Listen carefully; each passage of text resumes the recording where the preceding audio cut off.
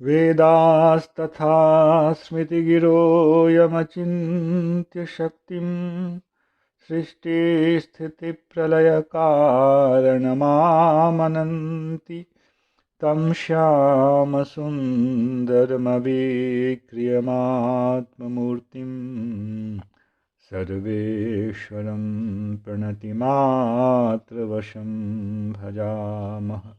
अज्ञाननीरधिरुपैति यया विशोषं भक्तिः परापि भजते परिपोषमुच्चैः तत्त्वं परं स्फुरतिदुर्गममप्यजस्रं साद्गुण्यभृत्स्वरचितां प्रणमामि गीताम्। नारायणं नमस्कृत्य नरं चैव नरोत्तमं देवीं सरस्वतीं व्यासं ततो जयमुदीरयेत्। हरे कृष्ण कृष्ण कृष्ण हरे हरे, हरे राम राम राम हरे हरे। जय श्री कृष्ण। गीता मंजरी का यह 96वां अंक है। हम लोग वर्तमान में श्लोक संख्या 222 के अंतर्गत जो देही शब्द है इस पर रुककर कुछ विशेष विचार कर रहे हैं। विगत अंक में देही शब्द को प्रसंग के लिए, विचार के लिए भगवान ने क्यों उठाया, इस पर हम लोगों ने थोड़ा प्रकाश डाला कि निःश्रेय जो है, परम मंगल जो है, उसका निर्धारण करने के लिए सबसे पहले यह तो निर्धारण हो जाए कि किसे परम मंगल चाहिए। जिसे यही नहीं पता होगा कि परम मंगल किसे चाहिए तो वह परम मंगल कैसे प्राप्त कर सकता है। इसलिए सबसे पहले मंगल, निःश्रेय, इस को प्राप्त करने वाला जो है उसके स्वरूप का निर्धारण, उसका परिचय देना, उसके स्वभाव को बताना, यह अभीष्ट है। इसके बिना आगे गाड़ी ही नहीं चल सकती है।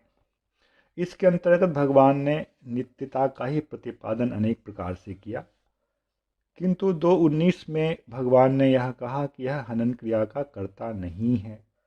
तो यहाँ एक ऐसी प्रतीति होती है कि शायद संभवतः उस देही में कोई कर्ता ही नहीं है, कोई कर्तापन ही नहीं है, इसलिए वह कर्ता है ही नहीं, वह एक निष्क्रिय पदार्थ है।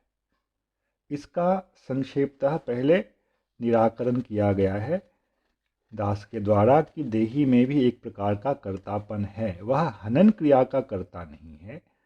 और इसमें भी जो कुछ और जोड़ने वाली बातें हैं वह आगे के प्रसंगों में अभी आने वाली हैं वे बातें। अभी देही का जो स्वरूप का निर्धारण हो रहा है, इसे वेदांत की दृष्टि में त्वम पदार्थ का निर्धारण कहते हैं। जैसे अर्जुन को भगवान ने कहा त्वम, विगत मंजरी में यह कहा गया। त्वम जब कहा जा रहा है तो किसे लक्ष्य किया जा रहा है? देह को, देह में रहने वाली इंद्रियों को, देह में रहने वाले मन बुद्धि आदि अंतःकरण को, किसको लक्ष्य किया जा रहा है?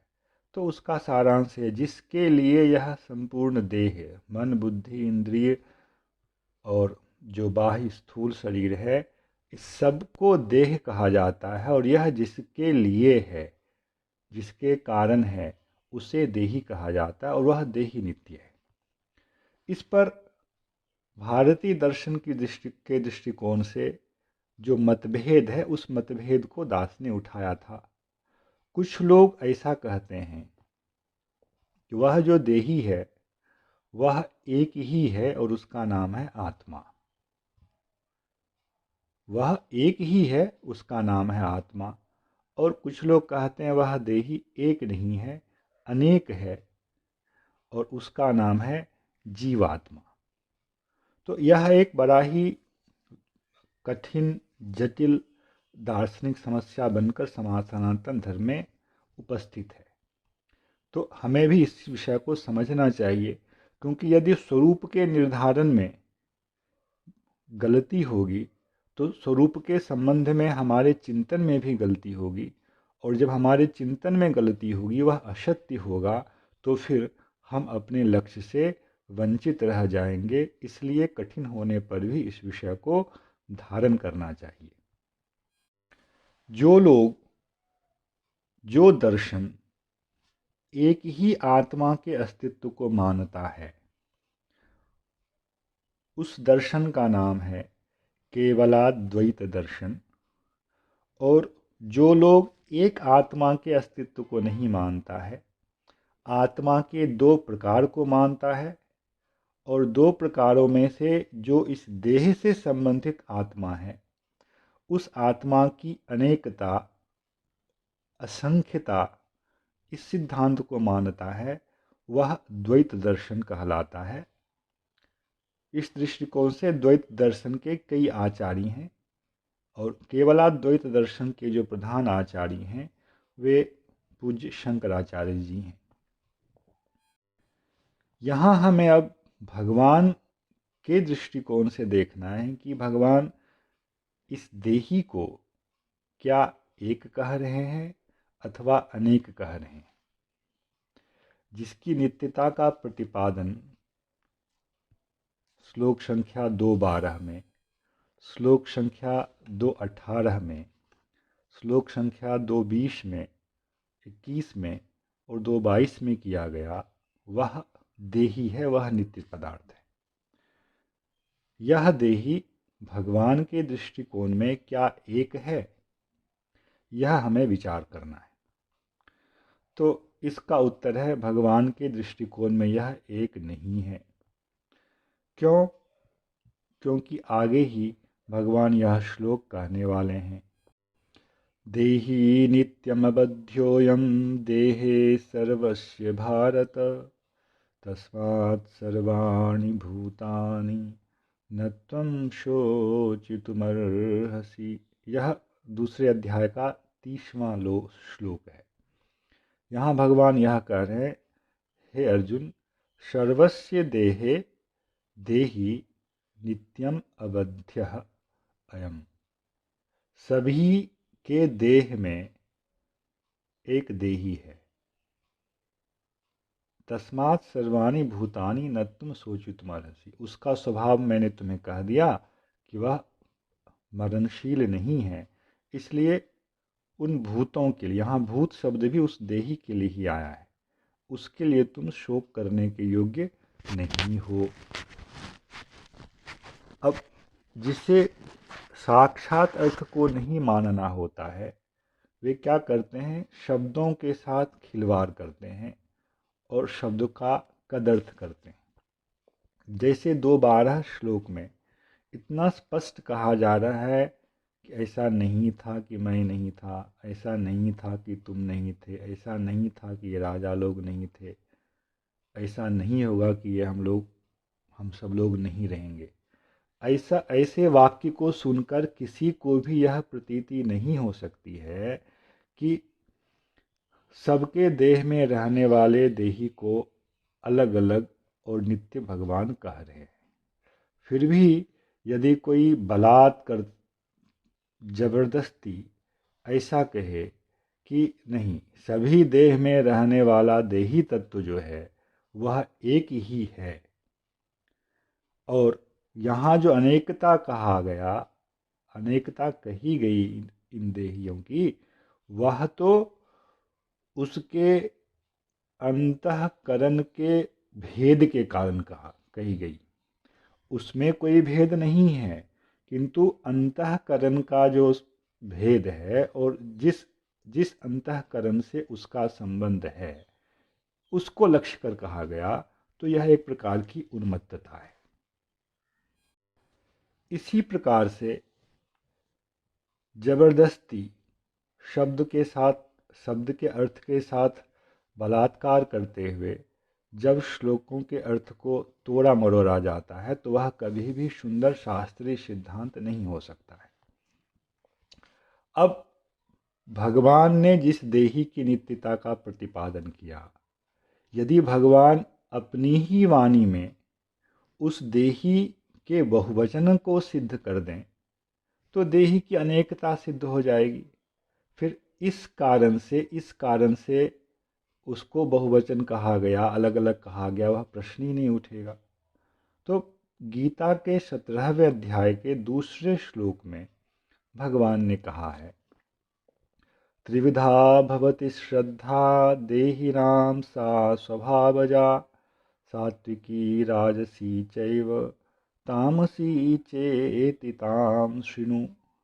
यहाँ भगवान ने पहली पंक्ति में त्रिविधा भवति श्रद्धा देहिनाम सा स्वभावजा, यह जो देहिनाम इस शब्द का प्रयोग किया है, यह शब्द बहुवचन में है, अर्थात देही अनेक हैं। अब जिसको नहीं मानना होगा वे बोल देंगे कि यह भी अंतःकरण के अनुसार कहा गया है, अंतःकरण से युक्त जीवात्मा को कहा गया। अंतःकरण में बहु अनेकता है पर आत्मा में एकता नहीं है। तो यह सारा का सारा दोष भगवान पर आ जाएगा कि भगवान वंचक हैं, भगवान ही अपनी वाणी में समरूपता नहीं रख पा रहे हैं, क्योंकि भगवान अभी तक शरीर शरीरी इन दोनों का पार्थक्य रखते हुए विशेष रूप से शरीरी अथवा देही की नित्यता का प्रतिपादन कर रहे हैं। इसलिए जब अन्यत्र देही की अनेकता का प्रतिपादन भगवान अपनी वाणी से कर रहे हैं तो देही की एकता का प्रश्न कभी उठ ही नहीं सकता है, देही को अनेक ही मानना पड़ेगा। अब आप लोगों के मन में कुतूहल हो रहा होगा कि कैसे भगवान कहना तो चाह रहे हैं देही जो जीवात्मा है उसको, और फिर कोई कैसे अंतःकरण के अनुसार उसका भेद मान सकता है, देही का भेद नहीं मानेंगे। तो यह जो विषय है इसको दास ने पहले कल संकेत दिया था कि पहले यह संकेत दिया था कि किस प्रकार